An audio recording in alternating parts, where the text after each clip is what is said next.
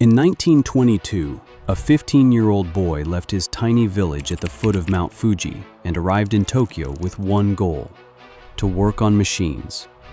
Instead, he spent his first months sweeping floors and carrying his boss's baby on his back. Nobody saw anything special in him. Nobody was watching. That boy was Soichiro Honda, and decades later, the entire world knew his name. Because he didn't just build a company, he built an empire from rubble, from rejection, and from a dream he refused to let die.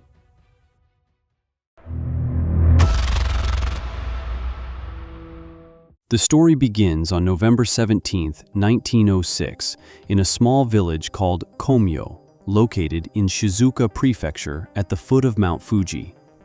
Soichiro was born as the eldest son of Jihei Honda, a skilled local blacksmith who also ran a small bicycle repair shop. His wife, Mika, was a weaver skilled enough to have designed her own loom just to handle the more complex patterns. Despite all that hard work, their days were passing in poverty. 5 out of 8 siblings of Soichiro did not survive childhood and died too early by illness. However, there was something that saved this little boy from being consumed by that grim environment. It was his father's workshop. Soichiro spent nearly every free hour in that small repair shop, watching how Jihei worked with metal, how he diagnosed problems in bicycles that other people had given up on, and how a pair of skilled hands could restore something broken back to working order. There, he learned to sharpen tools, to weld, and to feel if a piece of metal had been worked correctly. While most of the kids of his age played around, Soichiro spent this time learning metal tweaks. He even learned to make his own toys from whatever scrap material he could find lying around the shop, which tells something important about the kind of mind he had from the very beginning. He had an excellent mind for repairing, but had zero interest in school. He attended most of his lessons by yawning or thinking about ways to use metal for something better. His grades were poor enough that he did not want his parents to see them, so he created a replica of his family's official seal from a scrap of a rubber bicycle pedal cover and used it to stamp his own report cards before his teachers could send them home. The forgery worked well enough that other students in his class began coming to him, asking him to make fake seals for them too. He was eventually caught, not because anyone grew suspicious, but because he had not mirrored the stamp correctly, and some of his classmates had family names that were not symmetrical when reversed. His father's response to the discovery was not what most parents would focus on. He made Soichiro kneel without lunch for an entire day because the boy had failed to execute it properly.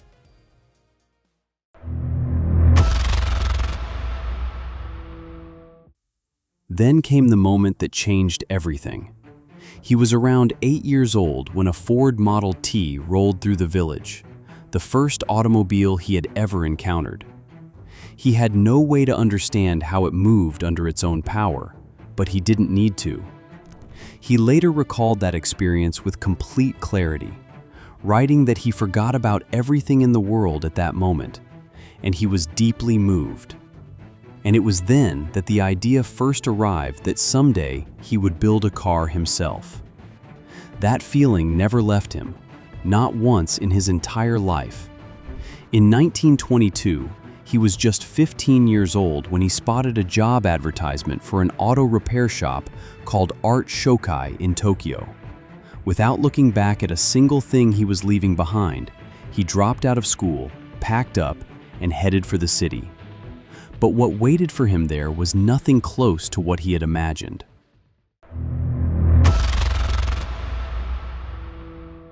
Tokyo hit him like a wall. The pace, the noise, and the density of people were nothing like the village he had grown up in, and nothing like anything he had prepared himself for. When Soichiro arrived at Art Shokai and presented himself to the owner, Yuzo Sakakibara, he was full of ambition. But what he received instead was a broom and a set of instructions about keeping the workshop floor clean. In the next few weeks, he was assigned responsibilities only as far as running errands, preparing meals for the staff, and looking after Sakakibara's young child. Most people would have walked away from that on the first day. But Soichiro stayed, because the shame of going home as a failure before he even started felt worse than any humiliation the city could give him. So he cleaned floors and carried a baby on his back and watched other mechanics do the work of his dreams.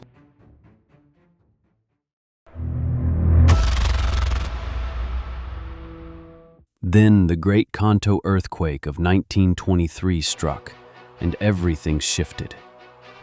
When the disaster hit, Soichiro ran into a burning garage and drove 3 cars out to safety, despite having never actually sat behind a wheel before that moment. The earthquake caused widespread destruction across Tokyo and the surrounding region, and in its aftermath, many of Art Shokai's experienced mechanics were forced to leave the workshop to deal with their own damaged homes and the needs of their families. The shop was suddenly and severely short-staffed, and Sakakibara had no choice but to turn to whoever was available. The boy who had been sweeping floors was finally handed a set of tools and put to work on actual vehicles. What Sakakibara discovered in the days and weeks surprised him completely. Soichiro turned out to be far more capable than anyone had given him credit for. He threw himself into every repair assignment well beyond what was asked of him.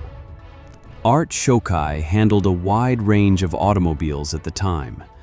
Many of those were imported luxury vehicles.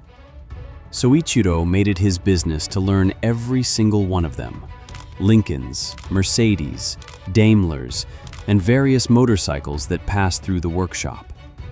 He read every automobile magazine he could get his hands on during breaks. Sakakibara noticed all of this and took Soichiro under his wing to teach him not only the finer points of mechanical repair, but also how the business side of the operation worked. The Motorsport, 1923. In 1923 and 1924, Sakakibara and his team built racing cars, and Soichiro was part of that effort from the beginning. Their car, the Curtiss, used an engine salvaged from an American military biplane placed on another American vehicle. That car entered the 5th Japanese Motor Car Championship on November 23, 1924, and reached the finish line before anyone else was even near it. And at 17 years old, Soichiro was serving as the engineer of that thing. And from that day forward, racing was his religion. But even then, even in those early years of finally doing what he had come to Tokyo to do, something kept reminding him that nothing good ever arrived without a cost attached to it. He wasn't going to stay inside those walls forever. He already knew that.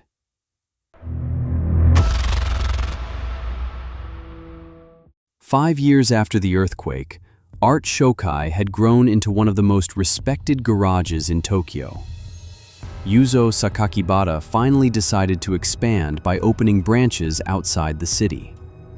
He looked at his young apprentice, who is now 21 years old, and decided there was no one better suited to lead the new branch in Hamamatsu. It was a significant responsibility for young Soichiro, and the early months made that very clear. People in Hamamatsu didn't want to hand their vehicles to a mechanic who looked too young to have earned their trust. Business was slow, and Soichiro survived those first months by taking whatever jobs other shops didn't want. He worked on the scraps that other mechanics left behind, but his mechanical skills were impossible to ignore, and over time, the branch grew from a one-man operation into a staff of 30 people. There, he married Sachi, who came in to manage the financial side of the business. And it finally gave Soichiro the freedom to focus entirely on engineering. Inside his own workshop, he built a racing car with his own method of engine cooling that solved one of the most persistent problems facing sports cars of that era. He drove that machine to a speed of 120 kilometers per hour, setting a national speed record that stood for 20 full years. For a moment, everything seemed to be working.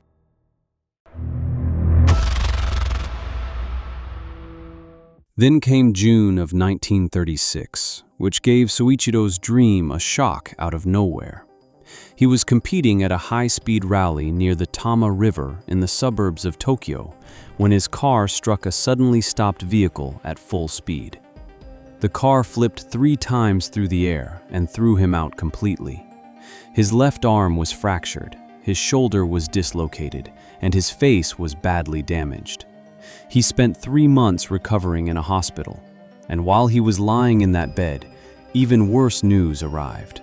Out of 30,000 piston rings he developed and submitted to Toyota for evaluation, only 50 had been accepted for consideration, and only 3 had actually passed their quality standards. His racing career was finished.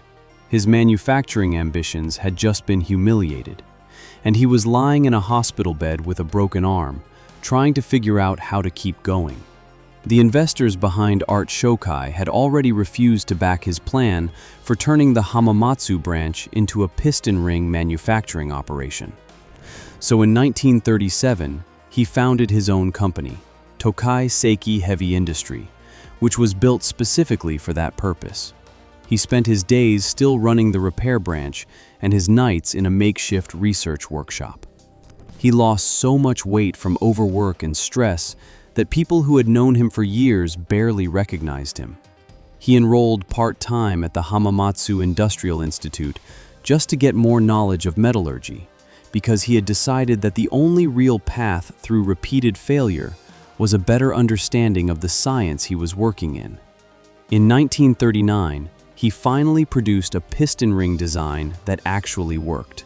Then the orders started coming in, and the company grew to 2,000 employees. Things were finally moving in the right direction. Just when things started looking better, the war took everything.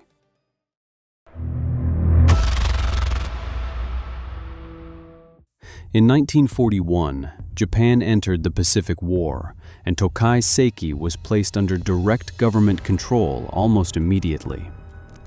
Toyota acquired a 45% stake in the company, and Soichiro was demoted from president to senior managing director of a business he had built entirely from scratch. Workers were drafted into military service one after another, and materials became impossibly scarce. Just like that, everything he had built was no longer his. In 1944, Allied bombing raids struck his factory and destroyed it. In January of 1945, an earthquake hit the region and collapsed what remained of another plant. When Japan surrendered in August of 1945, Soichiro was standing in the wreckage of nearly a decade of work.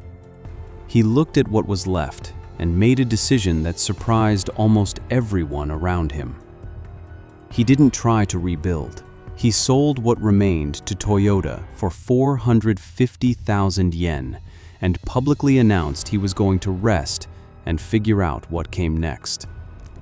He spent a year away from work, treated friends to homemade whiskey, and let the weight of the war years settle before he tried again. Most people around him assumed he was finished. They gossiped that his energy was gone because the losses had finally added up to more than one man could carry, but they didn't know him very well. Post-war Japan was not a place to start over. The country was in genuine ruin. Food was rationed, infrastructure was destroyed, and ordinary transportation had largely collapsed because fuel was nearly impossible to find. It was inside that destroyed environment that Soichiro found his next idea. He created a small generator engine that belonged to the Japanese Imperial Army during the war. It was used to power wireless radio equipment in the field. He examined it carefully, figured out how it worked, and then the thought finally came to his mind. What if he attached this engine to a bicycle? The basic concept wasn't entirely new. But Soichiro understood something about the moment he was living in. Japan needed cheap, accessible transportation, and nobody was providing it at that time.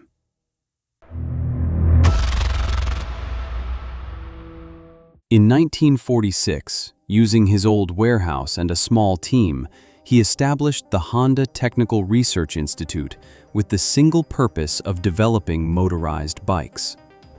They fitted the Army generator engines to bicycle frames, used rubber hot water bottles as fuel tanks, and ran the machines on pine oil that was widely available across the Japanese countryside. People nicknamed the resulting machines choo-choo for the sound they made. Soichiro sold 1,500 of them, and when the supply of surplus Army engines ran out, he designed his own. In 1947, he completed the Type A engine, and for the first time in his life, the Honda name appeared on a machine he had built from scratch. After 2 years, the institute became the Honda Motor Company, and this time, there was no going back.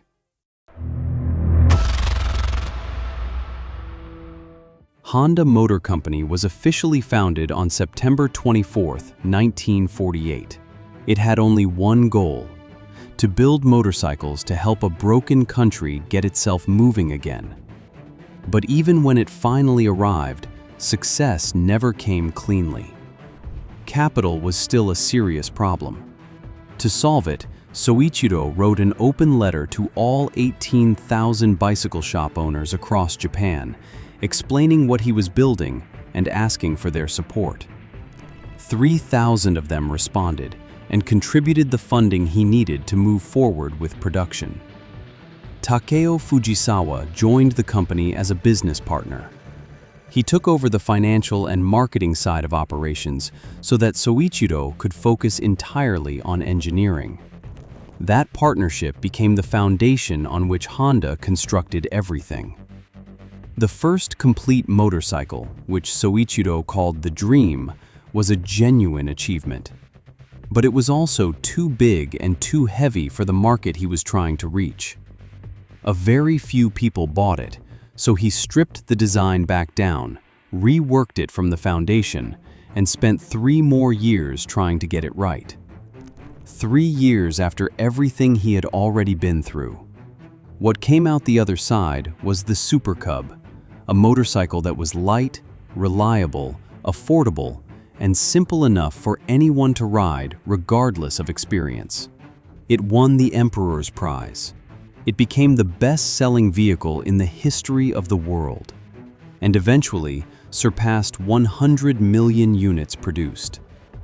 Then, in 1958, it reached the United States at a price of just $295. It was roughly a quarter of what American motorcycles cost at the time.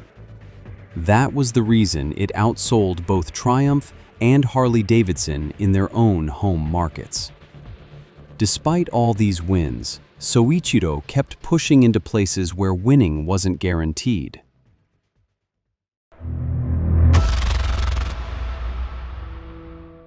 Honda was humiliated at its debut at the Isle of Man TT in 1954, the biggest motorcycle race in the world.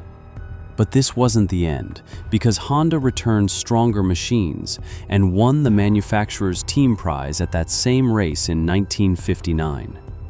Then it kept going until it dominated motorcycle racing internationally through the mid-1960s. By 1961, the company was producing 100,000 motorcycles every single month. By 1968, that number had reached 1 million per month. By the mid-1980s, Honda controlled 60% of the global motorcycle market. But becoming the biggest motorcycle company in the world was never going to be enough for Soichiro Honda. It was always just one part of the road towards something much bigger. He was carrying something since he was 8 years old when he ran down a dusty village road after a machine he couldn't catch. And now, finally, he was going to try.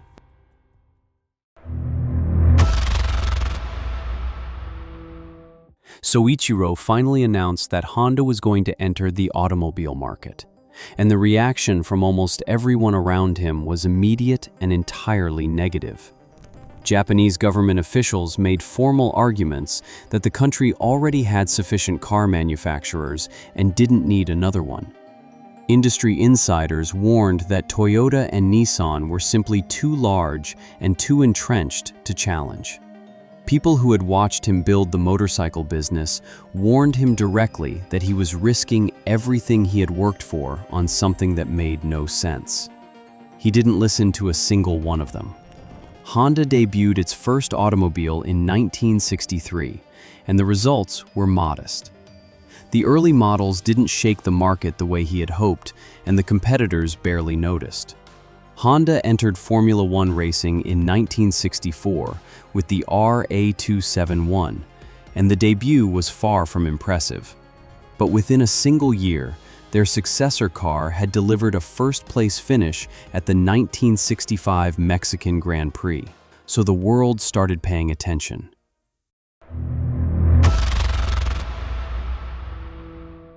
The real transformation came in 1972 with the Civic. Its timing turned out to be perfectly aligned with a crisis that exposed every other major automaker in the world as completely unprepared. When the oil shortage of the early 1970s spread across the globe and fuel prices collapsed, the assumptions on which the entire industry had been built, Honda already had an answer. Soichiro's engineers had developed a new combustion system called the Compound Vortex Controlled Combustion Engine, which allowed drivers to travel significantly further on significantly less fuel. The Civic also addressed exhaust pollution in a way that other manufacturers were actively lobbying against rather than trying to solve. And the Civic sold in enormous numbers. The crisis gave Soichiro one of his clearest moments. When every other major manufacturer in Japan agreed collectively to reduce output and raise prices to protect their margins, Soichiro refused to participate in that agreement entirely. He doubled production instead and lowered his prices. Toyota and Nissan watched their sales fall by 40%, while Honda's grew by 76%. Honda built a manufacturing plant in Marysville, Ohio, making it the first Japanese automaker to produce cars on American soil. And the Accord built there became the top-selling car in the United States by the late 1980s. That achievement made Soichiro the first Japanese automotive leader inducted into the American Automobile Hall of Fame. At the beginning of the 1980s, Honda Motor Company was the third largest car producer in Japan. By the end of that same decade, it was the third largest car company on the entire planet. The boy who chased a Ford Model T down a dusty village road kept the promise he made to himself that day. But even then, the cost of getting there never fully disappeared.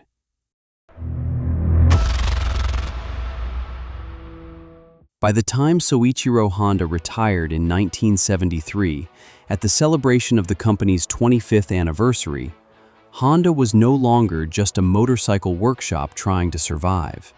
It has become one of the most respected engineering companies on the planet. He stepped away permanently, choosing a new president from among the employees exactly as he had always intended. He opposed hierarchical structures and never once transferred the business to his family. He once said, "No matter how outstanding the founder may be, there is no guarantee that his son will be equally capable. The management of the company should be given to the person who has the ability and the qualities of a leader." He passed away on August 5, 1991, at the age of 84. By the end of his life, he had registered 470 inventions and 150 patents, received honorary doctorates from 2 American universities, and been awarded Japan's Blue Ribbon, the highest civilian honor his country could give. He had started with just $3,200 and built a company generating more than $30 billion in annual revenue. He had been known as Mr. Thunderstorm, a man of intense passion and visible emotion.